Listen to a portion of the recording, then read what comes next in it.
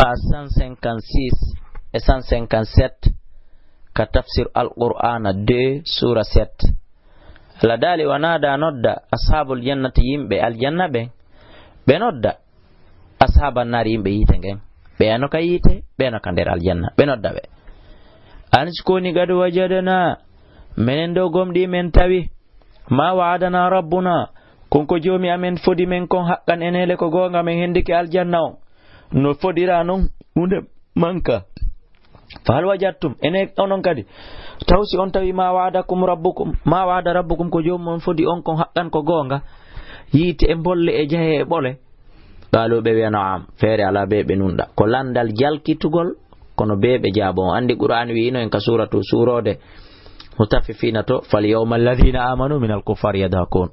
o hande non ko gomdi be jalata hefera ben ko dunni fa adana ewno muaddinun ewno todo baynam hakkonde mabbe an la'natullah wonde ko de Allah ndi woni ala zalimina hore toñobe yo Allah dando en ko beni toñobe alladina ben ko yasudduna beno sakko yimbe asabillahi bantugo lawdin Allah kan wa yabghuna haybe dabbitana din Allah kan iwajan o nyaare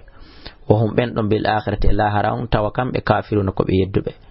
wa baynahuma an hakkunde mabbe be mana yimbe aljanna ben e yimbe yite ben hijabun hedode no wi e a'raf ko dum surato ngol innitira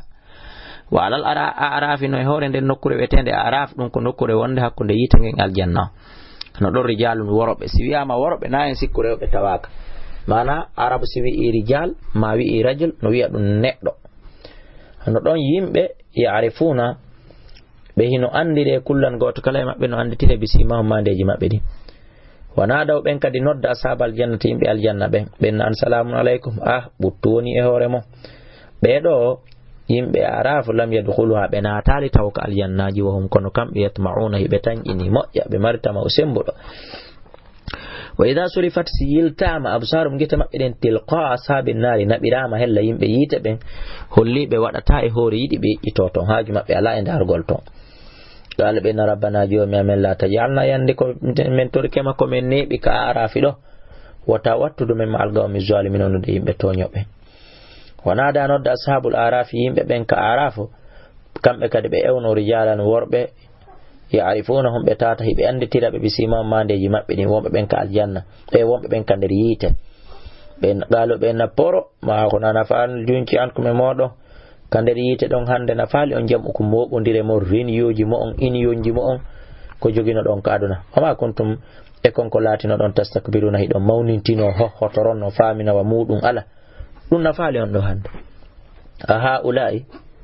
na ko be do wombe ka aljanna alladheena be aqsamtum wonno don wondirde ka aduna inno la yanalum hebatabe la yanalhumullah Allah hebinta bi rahmatin yurmende ayno non benno ka aljanna hande no nemino ودخلوا الجنة ناتك الجنة يندي ونيتو يندي لا خوف عليكم كل الفواكه ولا أنتم ونال تحزنون سنة توبة يمبي عراف بين وولانا دو يمبي يتبه ونادى أصحاب النار يمبي يتنجن كدي نودة أصحاب الجنة يمبي بين كالجنة بين هي من سومي مؤيا هاي تنجن ننجي برند أمن من توريك وانسكوني afidu yuppe alayna edo amen min alma'i morde ndiyam aw min marazakum la ma'i morde kala ko Allah riskon kala ko don fere yuppane men fendo do ataway dun no yimbe ben kayite wobbe ko bibbe mun noddi ka aljanna wobbe ko be nguli mu noddi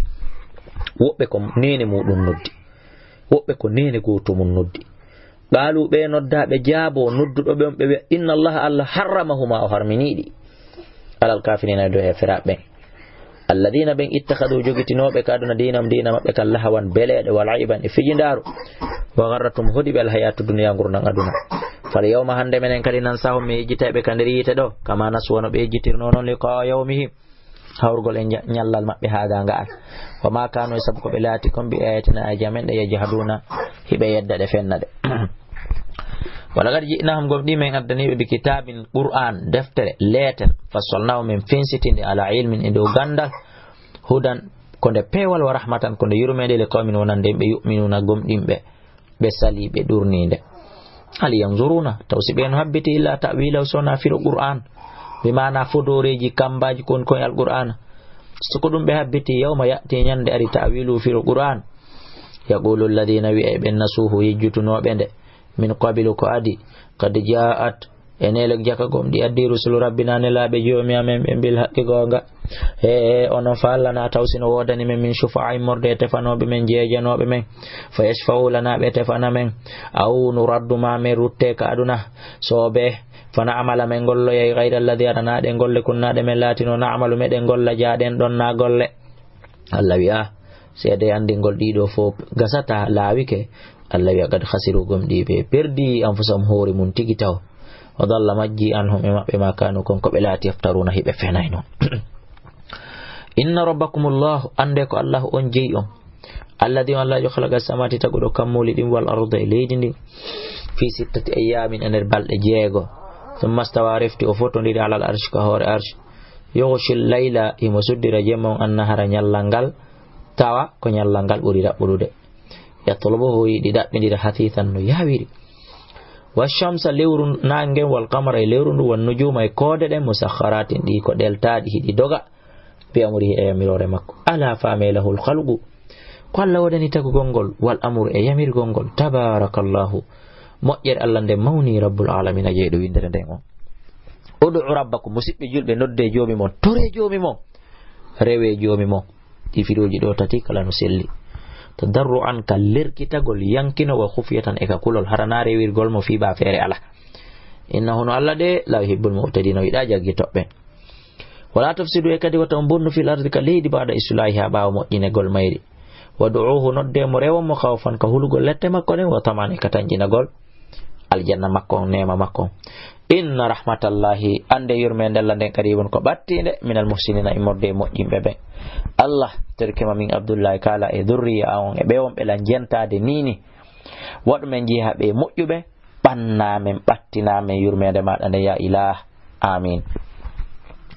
wa huwa alladhi kan qalla wa yursilu riyaha wurtudo keneli dim bushran ka welo welo bayne day rahmat yeso yurmende makko den taw bi mana ko aditi yurmende makko den ko duwoni tobo hatta ida agallat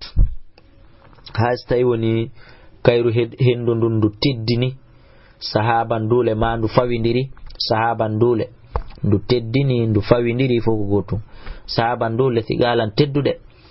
suguna ko me yarniran en non dule li baladi leydi mayitin yorunondi fanzalna me jeppinira bi sabu dan don diyan almaa e sabu dun don hendu almaa ndiyan fakhrajna me yaltina bihi indiyan dam min kulli thamarati imurde dendangal fasunji bibbe ledde den kadhalika aw ko wononi